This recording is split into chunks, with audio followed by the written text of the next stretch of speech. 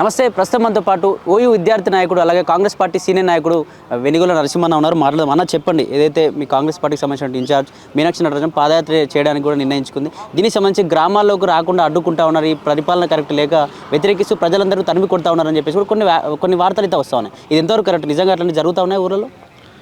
ఈరోజు మా రాష్ట్ర పార్టీ వ్యవహారాల ఇన్ఛార్జ్ మీనాక్షి నటరాజన్ గారి పాదయాత్ర నిన్న మొదలయ్యి దిగ్విజయంగా ప్రజల ఆశీస్సులతోటి, యువత ఆశీస్సులతోటి, మద్దతుతోటి ఈరోజు సాగుతూ ఉన్నది. దీంట్లో అడ్డుకోవడం అంటే ఏం లేదు, ఎవరు అడ్డుకోరు. ఇలా మీనాక్షి నటరాజన్ గారి యొక్క చరిత్ర చూసినా, మా కాంగ్రెస్ పార్టీ విధానాలు చూసినా, ముఖ్యమంత్రి రేవంత్ రెడ్డి గారి సంక్షేమ పథకాలు చూసుకున్నప్పటికీ అందరూ ఆదరిస్తూ ఉన్నారు. ఆ ప్రజల్లో కూడా ఉన్నాయి. కానీ ఇలా రాజకీయ ఉనికి కోసం ఇలా కుటుంబ కలహాలతోటి కకావికలమైపోయి, ఒకవైపు కేటీఆర్, ఒకవైపు కేసీఆర్, ఒకవైపు హరీష్ రావు, ఒకవైపు కవితతోటి జనం ఇసుకుపోయి ఉన్న సందర్భంలో వాళ్ళ వైపు తిప్పుకోవడం కోసం ఇలాంటి కొన్ని చోట్ల అలజడి సృష్టి చేస్తున్న తప్పితే ఈరోజు కాంగ్రెస్ పార్టీ విధానాలు కానీ ఇంకో విషయాల పట్ల, సంక్షేమ పథకాల పట్ల ప్రజలందరూ సంతృప్తితో ఉన్నారు, ఆహ్వానిస్తూ ఉన్నారు. కాబట్టి సక్సెస్ఫుల్ నేను ఎంత అద్భుతం నడిచింది నిన్న. ఇవన్నీ కొన్ని చోట్ల వాళ్ళ ఉనికి కోసం మాత్రమే. ఇవాళ ఎట్లా అయిపోయిందంటే అధికారం పోయిందనే ఒక పిచ్చితోటి, మదంతో మనవెక్కి కోవెక్కి కేటీఆర్ లాంటి వాళ్ళందరూ ఇలా ఏం మాట్లాడుతున్నారు చూస్తున్నాం. సీఎం గారి పైన ఎలాంటి మాటలు మాట్లాడుతున్నారు చూస్తున్నాం. వాళ్ళు ఎట్లా దాడులు పురుగొల్తున్నారు చూస్తున్నాం. ప్రత్యక్ష దాడులు అంటున్నారు, రకరకాల వాడు పాడి కౌశిక్ రెడ్డి లాంటి వాడు ఎట్లా మాట్లాడుతున్నారు చూస్తున్నాం. ఇవన్నీ జనం పరిశీలిస్తూ ఉన్నారు, అన్నీ ఉన్నారు. కాబట్టి ఏం లేదు, వాళ్ళ పార్టీలో అంతర్గత కుటుంబ కలహాలను కప్పిపుచ్చుకోవడం కోసం, వాళ్ళ కార్యకర్తలకు ఏదో విధంగా చేజారిపోకుండా చూసుకోవడం కోసం మాత్రమే చేస్తున్న నాటకాలు ఇవి. అంటే ఇక్కడ బీఆర్ఎస్ పార్టీ ముఖ్యంగా ఏం ప్రశ్నిస్తూ ఉందంటే, అసలు మీనాక్షి నటరాజన్ ఎవరు? మా రాష్ట్రానికి సంబంధించిన వ్యక్తి, లేకపోతే కాంగ్రెస్ పార్టీ సంబంధించిన వ్యక్తి ఈ రాష్ట్రంలో పెరిగిందా, రాజకీయాలు చేసిందా? కనీసం ఆ భాష కూడా ప్రజలకు అర్థం కాదు. ప్రజలకు ఇలా ఏం అడుగుతుంది, ప్రజలకు ఏం చెప్తుందని చెప్పేసి క్వశ్చన్ చేస్తూ ఉన్నారు. సిగ్గు లజ్జ లేదు ఈ మూర్ఖులకు, కేసీఆర్ కుటుంబ అనుచరులకు, కేటీఆర్ కావచ్చు, మిగతా ఎవరికైనా. మరి ఏం బీకనికైనా భారత రాష్ట్రం చెబుతుంది. ఈయనకి ఏ భాష ఉందని మహారాష్ట్రకి పోయిండు, ఏపీకి పోయిండు. ఇలా సీఎం హోదాలో ఉండి ముఖ్యమంత్రి రేవంత్ రెడ్డి గారు పక్క రాష్ట్ర ముఖ్యమంత్రులు కలిస్తే కూడా ప్రాంతీయవాదం లేపుతూ ఉన్నారు. ఆంధ్ర తెలంగాణ అని చెప్పే కదా వీళ్ళు రెచ్చగొట్టి, లేకపోతే రకరకాల ఈక్వేషన్ చేసింది. ఇలా మన అందరం కలిసి ఉన్నామని చెప్పిండు. ఆంధ్ర వాళ్ళు హైదరాబాద్లో ఉంటే మేము వారి యొక్క కాలుకు ముళ్ళు కుచ్చుకోవడం నా కన్నుతో తీస్తా, పన్నుతో తీస్తా అని చెప్పిన కేసీఆర్ కదా. ఇవన్నీ జూటా మాటలు. వాళ్ళ ఆధిపత్యం కోసం అధికారం పోయిందని ఒకటి ఇలా ప్రతిపక్ష నాయకుడు అంటోడు అధికారం పోతే ప్రజల వైపు రాడా? ఇంతవరకు అవుపిస్తుండా? ఇంకా రాజకీయ పోకడైనా ఇవన్నీ ఎట్లా అంటే ఒకటి పార్టీ ఉనికి కోల్పోయే ప్రమాదం ఉంది. వాళ్ళు చేసిన కాళేశ్వరం కావచ్చు, ఫోన్ ట్యాపింగ్ కావచ్చు, ఈవెన్ ఫార్మర్ రేస్ కావచ్చు, అన్నింటిలో కేసుల పాలయ్యారు, జైలు పోయే ప్రమాదం ఉంది. దాన్ని కప్పిపుచ్చుకోవడం కోసం ఈరోజు మళ్ళీ ప్రాంతీయవాదం రెచ్చగొడతా ఉన్నారు. మరి వీళ్ళకు మహారాష్ట్రకి ఎందుకు వేయరు? పంజాబ్లో రైతులు చనిపోతే ఆ డబ్బులు ఎందుకు ఇచ్చొచ్చారు? యూపీకి ఎందుకు వేయండు? పశ్చిమ బెంగాల్కి ఎందుకు వేయండు? తమిళనాడుకి ఎందుకు వేయండు కేసీఆర్? మరి ఆ రోజు చెప్పాలి కదా ఏ భాష. ఇవాళ మా పార్టీ వ్యవహారాలు ఇన్ఛార్జ్, ఇలా ఆ వ్యవహారాల ఇన్ఛార్జి మా పార్టీ తరఫున మా పార్టీ సంక్షేమ కార్యక్రమాలు ఇలా ముఖ్యమంత్రి రేవంత్ రెడ్డి నాయకత్వంలో ప్రజల వైపు తీసుకుపోతేందుకు, రాహుల్ గాంధీ అనే నాయకత్వంలో ప్రజల ఊరుకు భారత్ జోడో యాత్ర స్ఫూర్తి రోజు ప్రజల వైపు పోతుంది. ఇంకేమైనా సమస్యలు ఉంటే ఫీడ్బ్యాక్ తీసుకోవడం కోసం పోతుంది.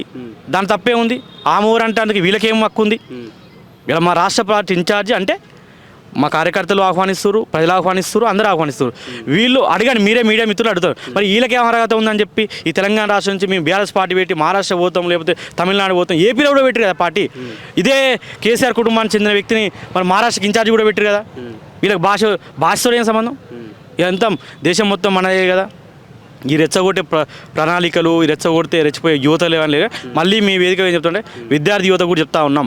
మంచి ఉద్యోగాలు కల్పన చేస్తూ ఉన్నారు, పరిపాలన సవ్యం జరుగుతుంది. కాబట్టి ఏదో పదవులకు ఆశపడో వాళ్ళు రెచ్చగొడితే ఏదో రెచ్చిపోయి ఆ బాలక సుమన్ లాంటి ఓడో కిషోర్ లాంటి ఎమ్మెల్యే ఎంపీ అని చెప్పి మీరు అవుతారని భ్రమలో ఉండి వాళ్ళ మాయలో పడి ఆంగాని మళ్ళీ ఇంకో వేదిక చెప్తా ఉన్నాం. మొన్న మహాన్యూస్ మీద దాడి చేశారు. ఆ దాడి చేస్తే ఒక వ్యక్తి అరెస్ట్ అయ్యి ఆ దాడిలో గాయపడితే, ఇది ఇసిరేసిన దాడిలో గాయపడితే కనీసం కేటీఆర్ పరామర్శించిన దాఖలా లేవు. పాపం అబ్బాయి దళితుడు అంట. అబ్బాయి ఎంత ప్రేమ అంటే అతని గుండెల మీద కేటీఆర్ టాట్ ఉందని వాళ్ళ కార్యకర్త చెప్తా ఉన్నారు. అసలు కాడు పోయినవా? పోలే. బర్త్డే కోసం అంతకుముందు రోజు వాళ్ళ కార్యకర్తలు మీటింగ్ అయ్యాడు. అంటే ఇవన్నీ చాలా ఉన్నాయి. వాళ్ళే అన్ని తప్పులు కప్పించుకోవడం మాత్రమే.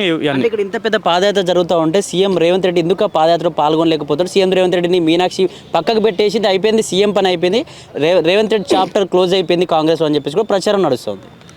ఇంతకంటే నవ్వుకునే విషయం ఏముండదు. మొన్నదాకా ఏం చెప్పారు? రాహుల్ గాంధీకి రేవంత్ రెడ్డి గారికి చాలా గ్యాప్ వచ్చని చెప్పారు. రాహుల్ గాంధీ గారు మొన్న ఏం చెప్పిన బీసీ రిజర్వేషన్ విషయం, తెలంగాణ రాష్ట్రము దేశానికి రోల్ మోడల్ నిలుస్తూ ఉన్నది. ఆ మోడల్కి రేవంత్ రెడ్డి ఒక ముఖ్య భూమిక వచ్చి నాయకత్వం వహిస్తూ ఉన్నాడు. దేశానికి నాయకత్వం వహించే స్థితిలో రేవంత్ రెడ్డి గారు ఉన్నారని చెప్పి మొన్న మీడియా ముఖం చెప్పింది కదా. ఇవన్నీ సందర్భానుసారం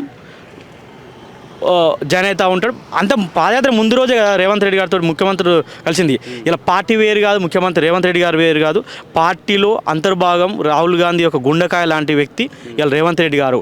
ఎవరిని కన్ఫ్యూజన్ క్రియేట్ చేయాలని చెప్పిన ఏది కాదు. ఇలా నిన్న ప్రెస్ మీట్లో కూడా ఏం చెప్పింది, ఇలా తెలంగాణ రాష్ట్రము దేశాన్ని రోల్ మోడల్ నిలుస్తుందని మీనాక్షి నటరాజన్ కూడా చెప్పారు. అంటే అర్థమైంది, ముఖ్యమంత్రి రేవంత్ రెడ్డి గారి నాయకత్వంలో కాంగ్రెస్ ప్రజాప్రభుత్వం యొక్క సంక్షేమ పథకాలు కావచ్చు, ఎస్సీ వర్గీకరణ రిజర్వేషన్ కావచ్చు, బీసీ రిజర్వేషన్ కావచ్చు, ఇవన్నీ కదా. ఇవన్నీ మీరు పట్టించుకోవద్దు, మేము పట్టించుకో, ప్రజలు మొత్తం పట్టించుకోవట్లేరు ఇవి. అంటే దీనికి సంబంధించి అన్న ఇదే విధంగా మీరు ఢిల్లీలో జంతర్ మంతర్లో బీసీ రిజర్వేషన్లు ఖచ్చితంగా రాష్ట్రపతి అమలు చేయాలి అని చెప్పేసి కూడా పెద్ద ఎత్తున బీజేపీకి వ్యతిరేకంగా జంతర్ మంతర్లో ప్రోగ్రామ్ చేయబోతున్నారు. ఇదే సమయంలో కవిత నిరాహార దీక్ష ఎందుకు చేయాల్సి వస్తుందట? ఏమైనా చేయాలంటే బీజేపీ పైన చేయాలి, ఎందుకు కాంగ్రెస్ పార్టీ పైన ఈ రాష్ట్రంలో ఎందుకు చేయాల్సి వస్తుంది? ఇప్పుడు కవిత గురించి మేము పట్టించుకోవట్లేము, వాళ్ళ పార్టీ పట్టించుకోవట్లేదు, మాకు సంబంధమైన అంశం. ఎవరికైనా ప్రజాస్వామ్యంలో ఈ రాష్ట్రంలో ముఖ్యమంత్రి రేవంత్ రెడ్డి గారు ప్రమాణ స్వీకారం చేసిన మరుసటి క్షణమే నిరసనలు చేసే హక్కు ఉందని చెప్పి ఇందిరా పార్క్ ధర్నా చౌక్ ఎత్తివేసిండు. మేము కూడా ఈ కాంగ్రెస్ పార్టీ తరఫున కూడా బీసీ రిజర్వేషన్ బిల్లు అసెంబ్లీ పెట్టిన తర్వాత బీసీ సంఘాల ఆహ్వానం మేరకు ముఖ్యమంత్రి హోదాలో జంతర్ మంతర్ ధర్నాలో మా రేవంత్ రెడ్డి గారు పాల్గొనడం జరిగింది. మళ్ళీ కూడా వాళ్ళ యొక్క విధానం వ్యతిరేకంగా ఇలా బీజేపీ బీసీని ముఖ్యమంత్రి చేస్తానని ప్రకటించింది, బీసీ అధ్యక్షుని తీసేసింది. అలా అన్ని ప్రజలు చూస్తారు, బీసీ సోదరులు అందరూ చూస్తూ ఉన్నారు, అందరూ చూస్తున్నారు. కాబట్టి మాకు సంబంధమైన అంశం ప్రజాస్వామ్యం ఎవరైనా ధర్నా చేసుకో. మా చిత్తశుద్ధి, మా రేవంత్ రెడ్డి నాయకత్వం పట్ల సంపూర్ణ విశ్వాసం ఈ రాష్ట్రంలోని ఎస్సీలకు, బీసీలకు, ఎస్టీలకు అందరికీ ఉన్నది. ఖచ్చితంగా ఆ విశ్వసనీయ వైపు నడుస్తూ ఉంటుంది. కాంగ్రెస్ ప్రజాప్రభుత్వం ఎప్పటికీ ఉంటుంది, ప్రజల వైపు ఉంటుంది, ప్రజా సంక్షేమం వైపు, సామాజిక న్యాయం కట్టుబడి ఉంటుంది. రాహుల్ గాంధీ నాయకత్వంలో ఈ దేశంలో సామాజిక న్యాయం కోసం పోరాడతాం.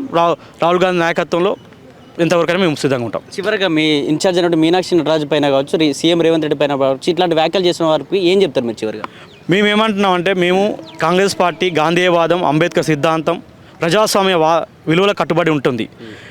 లేదు మేము ఇలానే చేస్తాం, మేము అడ్డుకుంటాం, కుట్రలు చేస్తామని చెప్పి మా మీనాక్షి నటరాజన్ గారి ఏమైనా చేద్దామంటే మేము కూడా కొన్ని సందర్భాల్లో వాళ్ళ పద్ధతిలో మేము ఆ చర్యలు కూడా తీసుకుంటాం.